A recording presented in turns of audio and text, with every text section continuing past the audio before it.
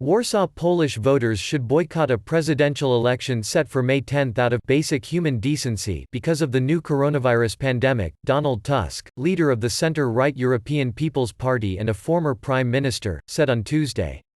Tusk said a government plan to hold the vote via a postal ballot was insufficient to mitigate safety concerns in the face of the coronavirus pandemic, and accused the ruling Nationalist Law and Justice Party (PiS) of subverting the constitution. The election has become highly divisive in Poland, with the PiS insisting it go ahead on schedule despite a mounting number of deaths from the highly contagious COVID-19 disease caused by the novel coronavirus. Opinion polls show fewer than 30% of Poles are likely to cast ballots if the vote is held on May 10 as scheduled. Basic human decency does not allow us to participate in what is being proposed, Tusk said in a video posted on Twitter, adding that he would not cast his vote.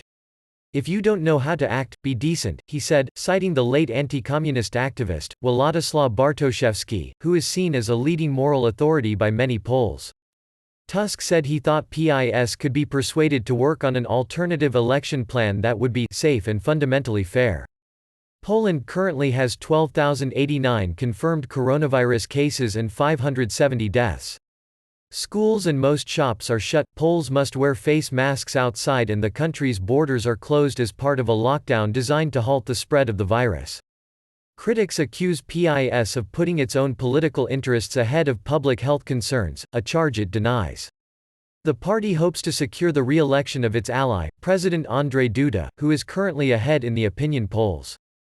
Poland's opposition remains divided, however, with only the Civic Platform, a centrist grouping once led by Tusk, calling for an outright boycott of the election.